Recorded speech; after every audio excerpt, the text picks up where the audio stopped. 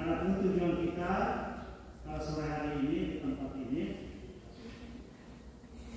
dalam rangka sedikit pembekalan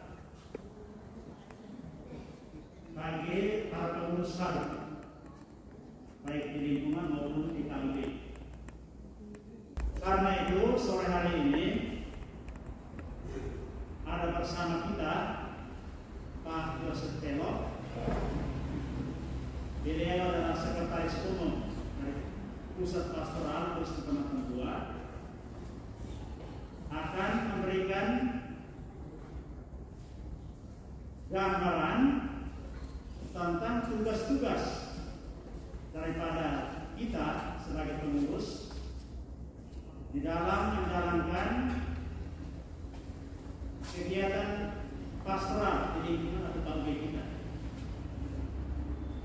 Sehingga dengan gambaran itu kemudian kita bisa menjalankan tugas itu tanpa bertanya-tanya, saya mau buat apa? Itu sudah tahu tugas itu. Karena itu kita semua, saya berharap kita ikuti dengan baik.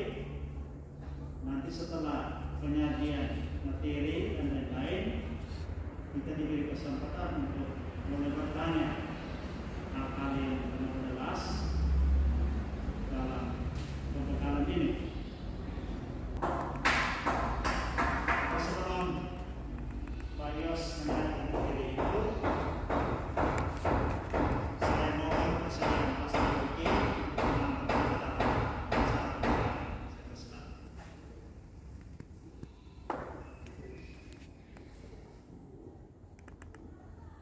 Baik, selamat sore semua. Sama saudara dan saudara yang kasih, sore ini kita sama-sama hadir. Sebelum kita mengikuti misa pelantikan untuk para pengurus baru yang terpilih di lingkungan dan KUB, kita mau mendapat pembekalan untuk mempersiapkan kita para agen pastoral di lingkungan KUB agar dalam melaksanakan tugas dan tanggung jawab kita setidak-tidaknya bisa tahu apa sesungguhnya yang harus saya buat, harus saya lakukan dengan posisi dan kedudukan saya masing-masing. Karena itu baiklah kita mengambil kesempatan ini, kita ikuti kegiatan ini dengan sepenuh hati dan semoga sungguh-sungguh bermanfaat untuk tugas pelayanan Anda sekalian. Baik, kesempatan sepenuhnya saya mengundang Bapak Yos untuk memandu kita dalam acara pembekalan ini. Terima kasih Pater, Bapak Kayus dan Bapak Ibu sekalian. Selamat sore untuk kita semua. Sore hari ini kita sedikit mendalami supaya kita tahu tentang tugas. Kadang-kadang kita kan mengeluh, kita mau buat apa? Saya sudah tadi ini, saya mau buat apa? Tapi kadang-kadang kita sudah tahu juga, tapi tanya lagi. Nah ini yang karena itu tugas ini juga mungkin karena terlalu sederhana. Biasanya kalau tugas semakin sederhana, kita biasanya menganggap remeh. Ini bukan sederhana, saya buat ini. Kita tunggu maunya yang mungkin lebih berat. Tapi tugas di sebagai pengurus di kelompok sederhana. Tapi itulah yang mungkin kalau terlalu sederhana kalau kita tidak melaksanakannya. Jadi Bapak Ibu sekalian, tugas kita itu sama dengan DPP. Tidak sama dengan mulai dari Dewan Pastoral Keuskupan sampai dengan tim pastoral kelompok itu semua diatur dengan yang sama, dari surat keputusan uskup yang sama. Karena itu ini sebenarnya adalah tugas panggilan. Sebelum kita masuk, kita mengenal tentang tugas pokok dan fungsi. Mungkin di kalau birokrasi pemerintah sekarang bukan tupoksi lagi tapi hanya langsung tusi. Tapi kita diri masih tugas pokok dan fungsi. Kita sebagai DPR dan DPK perangkat pastoral sesudah DPP dari tingkatannya mulai dari DPK, Dewan Pastoral Keuskupan, kemudian Dewan Pastoral Regional, kemudian Dewan Pastoral Paroki. Sesudah DPP bukan lagi menjadi dewan, tetapi dia menjadi tim pastoral. Itu sesudah DPP langsung lingkungan. Lingkungan itu disebut tim pastoral lingkungan, DPR dan DPK, tim pastoral KUB. Kenapa sehingga kita disebut tim? Bukan dewan pastoral lingkungan, dewan pastoral kelompok. Karena ini kan sebagai satu tim kerja langsung. Semakin kecil satu kelompok semakin langsung pada tugas yang melekat dengan tugas tim sebagai satu kelompok kerja. Maka semua yang terpilih menjadi ketua, mulai dari ketua sampai dengan di pengurus lingkungan itu sebenarnya satu tim kerja. Demikian pun TPK, pastoral kelompok atau KUB itu satu tim. Tim pastoral lingkungan kita atau disebut dengan TPL termaksimal itu 7 orang. Karena kalau semakin banyak itu harus struktur itu harus semakin kecil, tetapi kaya fungsi. Tapi kalau semakin besar itu miskin fungsi. 7 orang. Tapi kalau memang tidak ada orang lain juga membenarkan untuk cukup 4 orang juga tidak apa. Kalau di satu lingkungan bilang manusia cari-cari tidak ada. Para manusia banyak sekali tapi kalau cari untuk menjadi ketua pengurus lingkungan tidak ada. Cukup 4 saja Pak. Kalau sekarang tadi saya dengar itu kita mengikuti di sini, jadi pedomannya di sini. Itu kita mengikuti maksimal 7 orang. Itu ada ketua, ada wakil ketua, sekretaris, bendahara. Itu 4 pengurus inti ditambah dengan 3 orang sebagai koordinator. Kenapa kita tidak pakai lagi seksi-seksi? Karena semakin banyak kita harus pilih semua akhirnya satu lingkungan semua dari pengurus, lalu nanti kita harus suruh siapa lagi? Satu suruh pilih saya pengurus. Jadi 3 orang saja, tambah dari 3 orang, satu sebagai koordinator bagian BPI, 1 orang bagian BPU, lalu 1 orang bagian bidang aksi kemasyarakatan. Jadi ini BPI bidang pembinaan iman. Di BPP ini di koordinatornya adalah ketua 1 BPP. Kemudian ini ketua 2 BPU koordinatornya. Di sini ketua 3 koordinator bidang aksi kemasyarakatan. Kalau tidak ada orang, tadi kita mengikuti yang ini dan ini tidak perlu lagi saya jelaskan.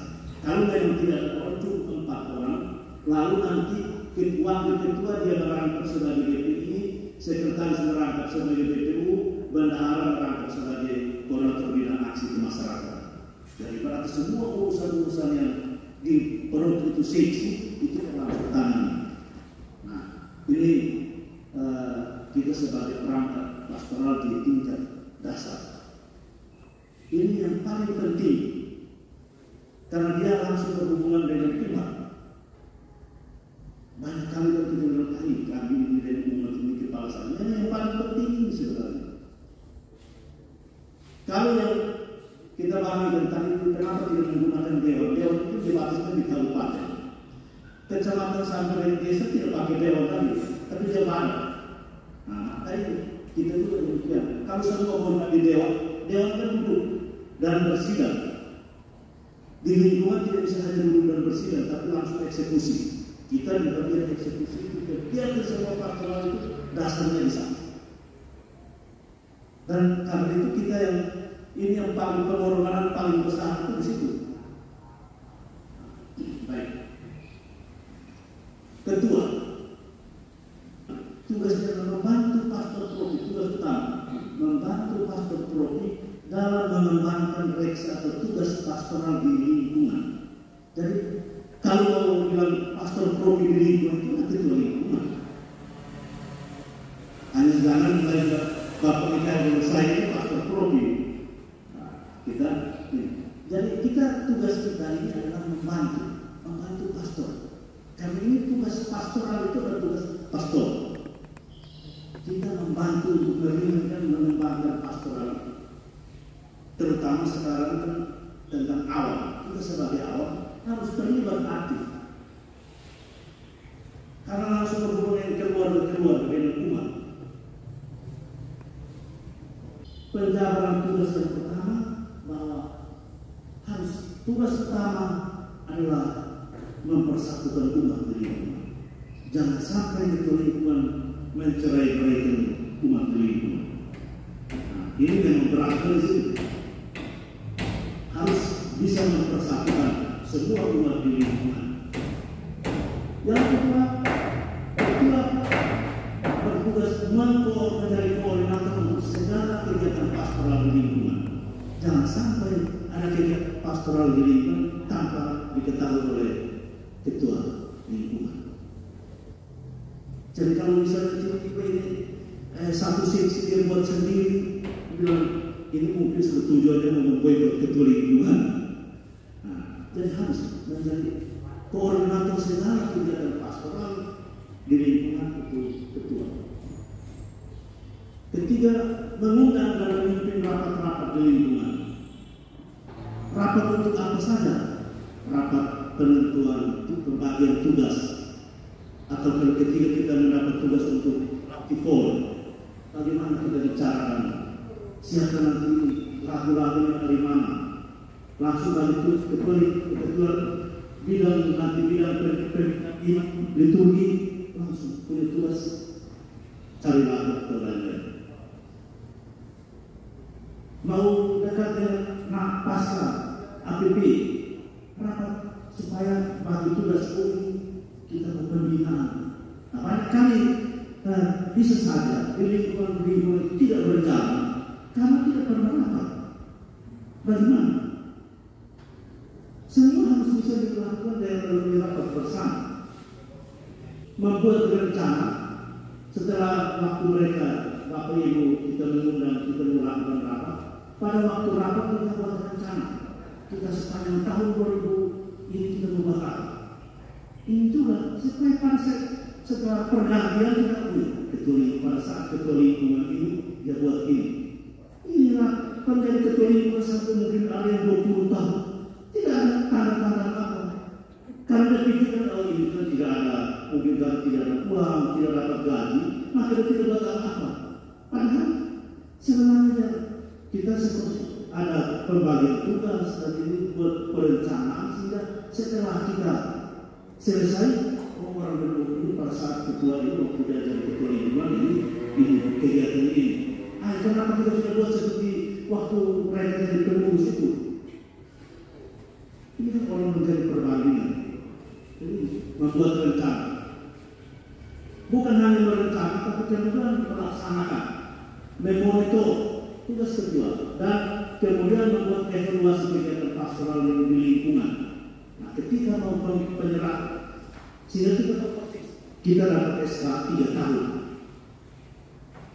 Kita 3 tahun ini bekerja sungguh-sungguh sesudah ini kita selesai, kita serahkan ada bukti. Kita serahkan, kita evaluasi selama 3 tahun kami sudah buat ini, apa yang belum.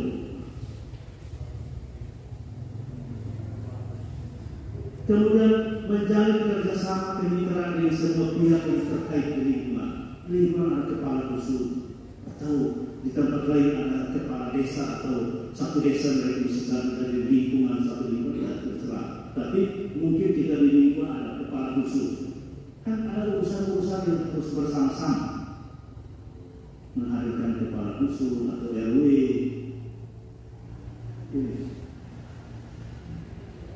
Dan menghadiri rapat-rapat di paroki. Nah, banyak kali kita diundang ke paroki, lingkungan itu tidak ada. Karena mungkin saya harus di lingkungan, di paroki itu urusan orang lain. Ini harus hadir. Nah, itu tugas dari ketua. Jadi ketua tugasnya ada 6, yaitu yang kedua wakil ketua. Membantu ketua dalam mengembangkan reksa pastoral di lingkungan. Jadi ya, bersama dengan ketua sama-sama membantu pastor. Jadi ketua dan wakil bersama-sama mengembangkan reksa pastoral di lingkungan. Bersama ketua menjadi pemersatu di lingkungan itu. Lalu yang tugas-tugas yang lain itu sama dengan wakil ketua. Kalau memimpin rapat, kalau biasanya kan wakil itu, kalau ketua berhalangan, maka harus memberikan mandat kepada wakil untuk melaksanakan. Karena kalau kita berpikir kita terlalu sederhana, jadi ketua lingkungan dia tidak ada atau dia berhalangan, dia diam-diam saja. Sehingga wakil bilang, saya mau buat itu, dia tidak beri saya tugas. Saya mau bergerak, tapi ini dia tidak pernah bergerak. Saya ini halangan kamu, saya ini tugas lain, kau tolong jalankan. Itu saja bergaul itu, supaya lingkungan tetap jalan. Ini berhalangan, tapi dia tidak pernah beritahu wakil, tolong, minta tolong kalau ikut rapat di DPP, karena supaya umat kita kan mewakili umat. Kita mewakili umat, jadi hadir di sana mewakili umat. Kasihan sekali mereka rapat di DPP dari lingkungan ini nela tidak ada. Ini manusia lain kok tidak ada terus. Kita yang mewakili umat kan mereka juga kecewa. Ini macam tidak ada ketua, padahal kalau ketua berhalangan itu sama urusan berhalangan akan memberikan kepada wakil. Sama seperti wakil bupati tidak ada itu wakil pergi. Nah di situ ini kalau tugas-tugas yang lain sama dengan ketua. Kalau ketua berhalangan maka dia diwakili oleh wakil. Kalau selama ketua ada terus dan dia ada terus, itulah dia membantu saja.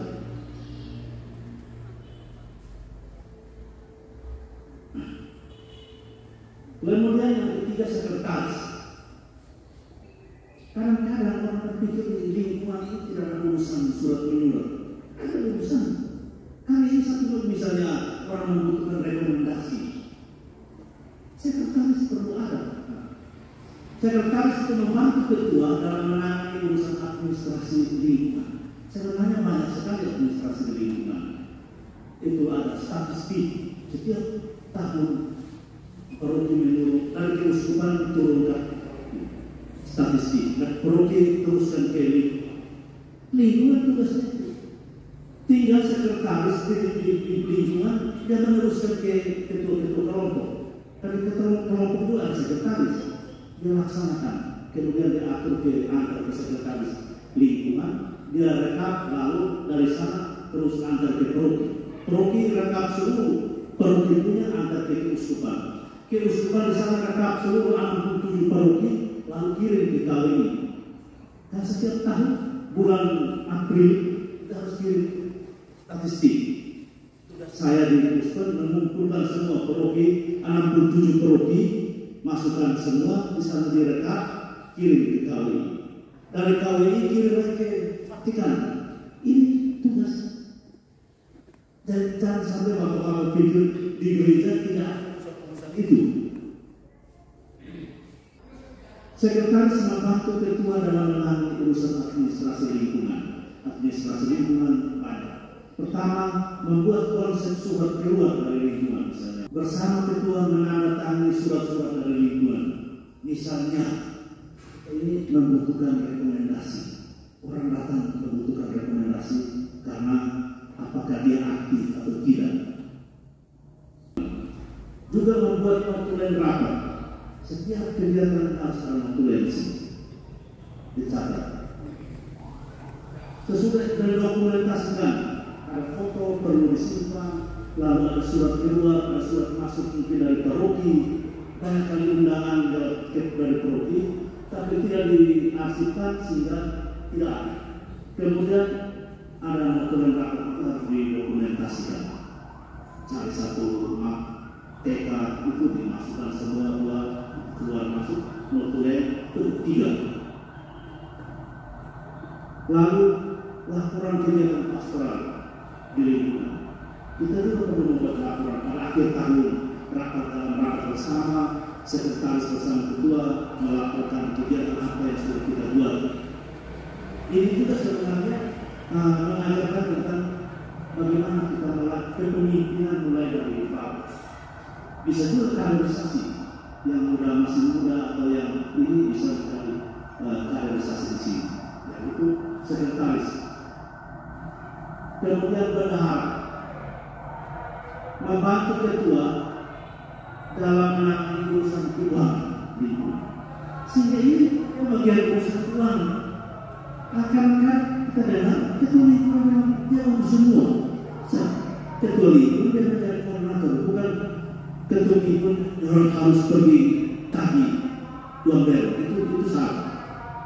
Tugas bendahara itu bagian keuangan. Kalau sudah dikoordinasi dengan baik, bendahara dia harus bertemu dengan bendahara. Bendahara kelompok akan serahkan ke bendahara lingkungan. Kalau kita sudah koordinasi betul, sebenarnya tidak terlalu sulit. Karena umat akan kasih bendahara kelompok. Bendahara kelompok angkat ke lingkungan. Anak kelompok, anak orang datang ke bendahara lingkungan, selesai. Penjabat tugas mengusahakan dana. Pertama-tama bendahara cari dana.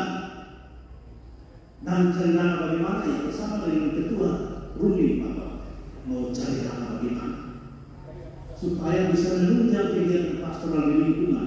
Kita di lingkungan banyak kegiatan. Kita mau buat lomba apa di lingkungan, tergantung dari tim pastoral di lingkungan. Kalau sudah dapat dana, dia harus menerima dari mana? Bisa dari donatur, dari keluarga-keluarga yang kasih langsung ke bendahara supaya ini sumbangan untuk kegiatan lingkungan. Itu dia menerima, bendahara menerima. Membukukan, harus membukukan supaya tahu persis itu sumbernya dari mana. Dan menyimpan keuangan lingkungan, bukan ketua lingkungan yang simpan. Bendahara itu tugas, tapi harus mengetahui ketua. Kita punya bapak, kita punya uang lingkungan sekarang sekian, karena laporan keuangan ada. Lalu kalau sudah ada uang, mengeluarkan keuangan lingkungan, tapi harus namanya secara mengeluarkan uang atas persetujuan ketua. Itu dalam organisasi harus begitu. Dia mau keluarkan, tapi harus ada persetujuan dari ketua dulu. Tidak bisa dia langsung keluarkan sendiri-sendiri, tapi bukan dari urusan. Tidak bisa dalam organisasi itu harus begitu. Lalu membuat laporan itu sudah biasa seperti itu. Membuat laporan keluar masuk. Bisa juga per bulan, bisa juga triwulan melaporkan. Kemudian melaporkan kepada umat. Kalau memang tidak ada forum laporan, ya dikirim saja dalam laporan kirim ke ketua. Karena nanti mereka pertemuan doa bersama, ya bisa ini laporan dari ketua lingkungan, kita punya keuangan sekarang seperti itu. Ya, itu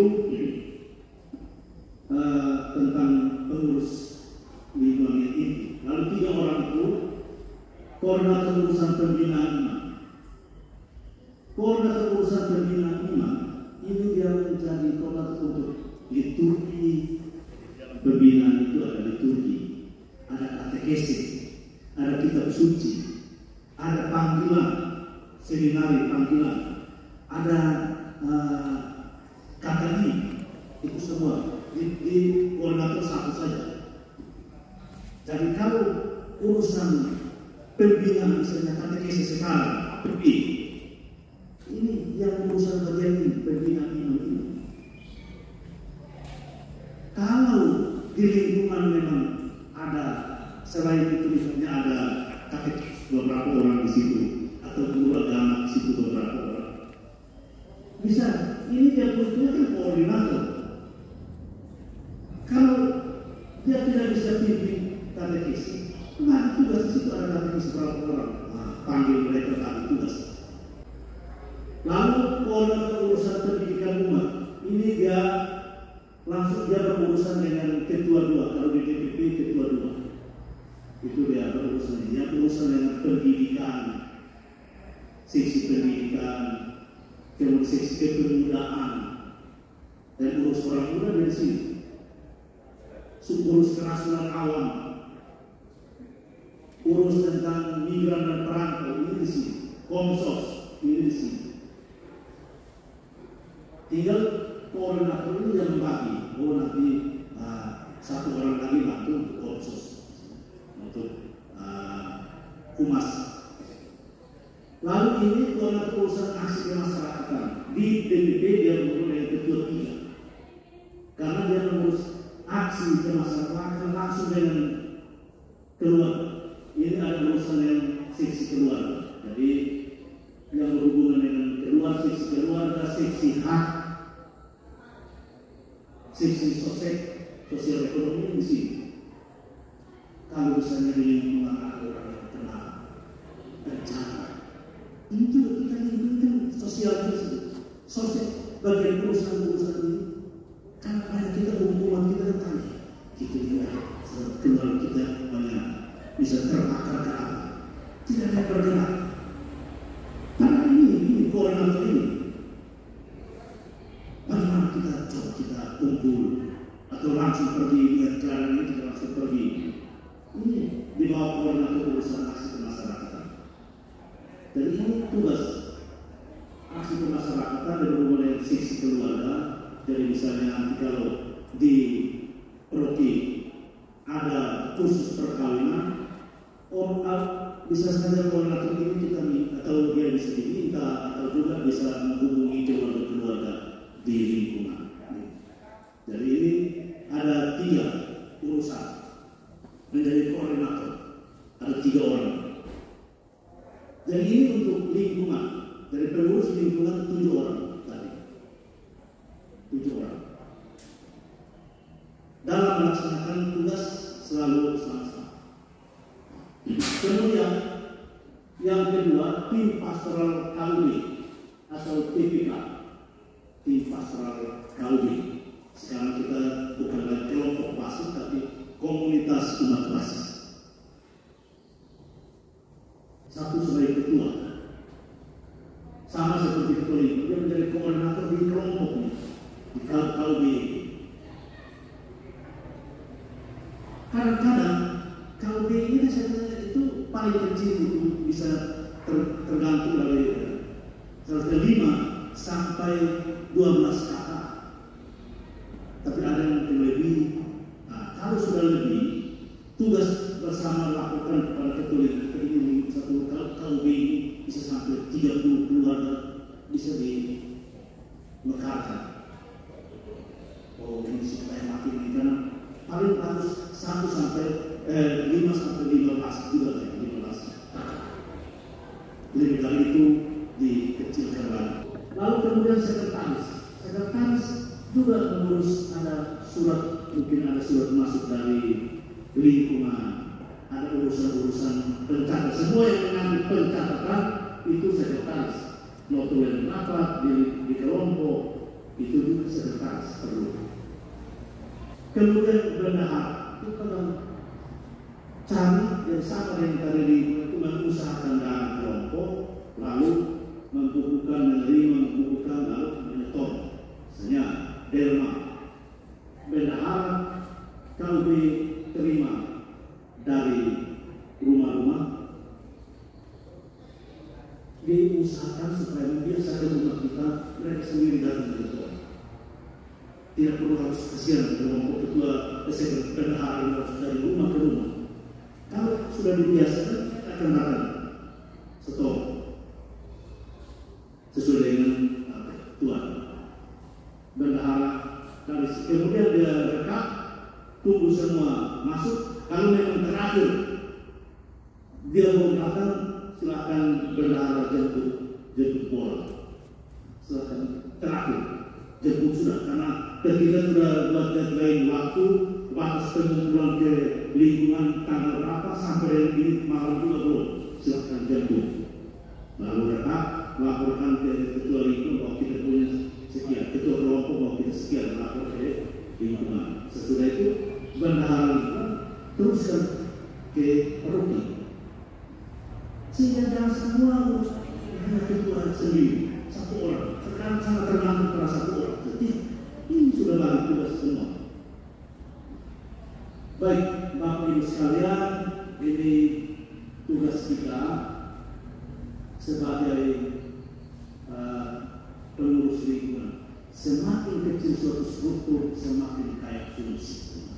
Itu maka kita di kelompok ini yang paling dasar, kelompok itu yang paling dasar. Tauhid. Inilah yang disebut dengan kepemimpinan Kristiani. Kepemimpinan Kristiani adalah kepemimpinan partisipatif. Semua terlibat. Semua terlibat. Bukan hanya satu orang.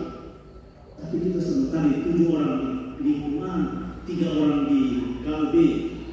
Lalu yang berikut adalah ini semua ini adalah pelayan. Sebagai terakhir, saya mau katakan begini, pelayan, kita semua ini adalah pelayan. Tuhan Allah sudah ceritakan kita sebenarnya itu dalam teologi 5 jari, kalau baru tahu sekarang teologi 5 jari. Setiap kita memiliki 5 jari, serta dengan 5 jari. Kalau ada yang lebih, misalnya ada yang 6, itu artinya tidak normal. Karena normalnya harus 5. Jari kita harus 5 di satu tangan. Setiap tangan, setiap jari, tinggi, besarnya sudah diatur dan Tuhan Allah sudah atur. Waktu kita lahir tangan semua sudah begitu. Tidak ada yang sama. Kalau satu orang dia punya jarinya sama tinggi semua, itu tidak normal. Atau sama besar semua juga tidak normal. Kecil semua tidak normal. Maka ini Tuhan sudah atur. Ini baru manis. Jari yang pertama ini ibu jari. Dalam Katolik itu disebut jari doa. Karena itu ibu itu selalu berdoa. Di doa ibu pun nama disebutkan ibu jari. Jari kedua ini tunjuk. Kita biasa pakai untuk tunjuk orang. Di dalam Katolikan itu petunjuk untuk hidup itu ada di dalam kitab suci. Dalam baca kitab suci. Jari yang ketiga ini jari tengah. Katolik, sebagai orang Katolik, ini yang merupakan sumber dan puncak hidup Kristen itu yang disebut sumber dan hidup Kristen. Kita sebagai orang Katolik yang merupakan sumber dan puncak hidup Kristen itu sakramen. Sakramen.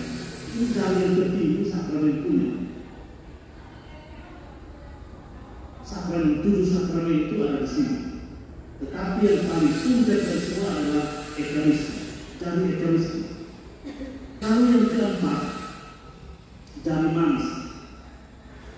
Orang manis itu disayang Tuhan. Orang pintar disayang Tuhan. Ini jari manis ini dalam Katolikan disebut jari belajar. Ini belajar. Macam kita sore hari ini belajar yang dari jari ini. Dan jari manis itu yang kata jari manis, orang pintar itu disayang Tuhan, semua yang manis itu disayang Tuhan. Maka jari manis itu diberi cincin. Ini jari belajar. Kita harus belajar terus-menerus, belajar sumber hidup. Bapak Ibu guru ada juga belajar sumber hidup. Ini di sini. Terakhir, ini jari kelingki, kecil. Cara dari kecil, tapi kalau dia tidak ada, tidak lengkap. Tidak ada, tidak lengkap. Ini kan kecil. Ini yang paling tinggi ini, yang kecil-kecil. Biasanya yang lebih itu kecil-kecil. Nah, ini itu sudah doa, baca kitab suci, sakramen, belajar. Sisa apa lagi yang belum? Kalau tidak ada itu tidak bisa. Apa? Yang terakhir, yang bapak-bapak kadang-kadang itu bilang buat itu sampai dengan tidak buat yang lain, tidak bisa berdoa karena harus itu kejar. Apa? Bapak-bapak ini cari itu entah. Ini yang kita ini jangan kerja. Nah di sini Tuhan Allah atur ini kerjanya di sini. Tidak bisa ada orang mengatakan saya tidak, atau jangan saya ini hidupnya hanya kerja saja. Lihat cari, dia paling kecil, bukan yang tutup semua. Mudah-mudahan setelah kita mendapat penyelenggaraan ini, nanti kita semakin lebih semangat untuk menjalankan tugas, sehingga periode kepemimpinan lingkungan ini pada saat ini bisa berubah dan lebih baik dari periode yang sejak berdirinya Paroki nilainya atau lingkungannya. Saya percaya Bapak Ibu sekalian bisa melaksanakan tugas itu dengan baik. Karena di tangan Anda, di pundak Anda, seluruh umat lingkungan Nela mempercayakan tugas dan tanggung jawab ini, tugas pelayanan ini. Itu saja. Terima kasih banyak. Mohon maaf kalau menyinggung perasaan atau kurang berkenan, mohon dimaafkan dan mari kita menyiapkan diri untuk menerima tugas pelantikan sebentar. Terima kasih, selamat sore, Tuhan memberkati. Baik, terima kasih untuk Pak Yos yang sudah membekali kita dengan tanggung jawab yang kita laksanakan di lingkungan kita. Mudah-mudahan sudah cukup jelas bagi kita sehingga kita bisa laksanakan tugas ini dengan penuh tanggung jawab. Selanjutnya 5 menit kita gunakan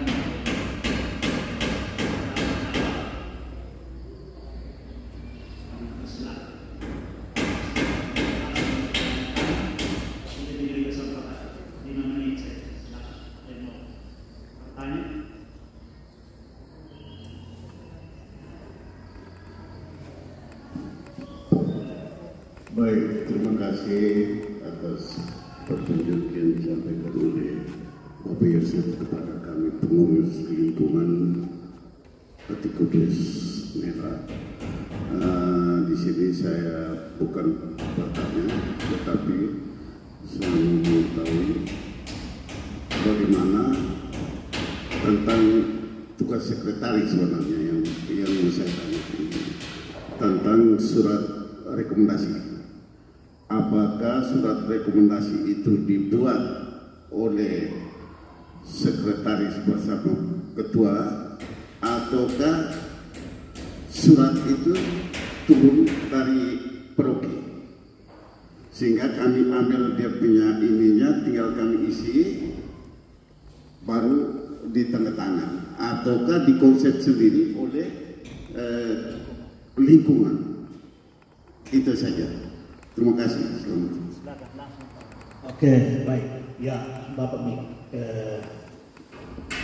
Itu tadi saya sebagai contoh saja. Kalau misalnya ada di Paroki itu ada surat, ada hal-hal yang berhubungan dengan rekomendasi, bisa juga dibuat di lingkungan. Tetapi kalau ada format yang sudah di Paroki biasanya diturunkan. Itu kemudian ditandatangani bersama sehingga ada sekretaris mengetahui ketua. Dalam surat menyurat biasanya ditulis buat oleh sekretaris lalu mengetahui ketua. Ada saat-saat tertentu sekretaris tidak perlu, hanya ketua. Itu dalam surat menyurat itu seperti itu. Nah di kantor kalau dibutuhkan harus mengetahui Bapak Uskup harus mengetahui fikjan. Ada yang sekretaris tidak perlu, langsung ketua Bapak Uskup atau Bapak fikjan. Jadi tadi sebagai contoh rekomendasi, kalau contoh rekomendasi atau format biasanya diturunkan dari Paroki. Tapi kadang-kadang bilang kamu buat sendiri, dibuat saja, diatur bersama narasinya bagaimana, susunannya bagaimana. Itu sebagai contoh. Kalau memang dibutuhkan rekomendasi, kadang-kadang seperti itu. Misalnya ada yang mau jalan kemana, dan karena di Jawa itu selalu menggunakan, mereka minta rekomendasi. Dan mereka tidak butuh harus dari yang khusus, tidak, mulai dari yang paling bawah itu apa? Lingkungan saja sudah tumbuh. Ada pastor protein. Atau kita tidak perlu lagi antar saja ke protein. Itu bagian dari itu. Baik, untuk ini saya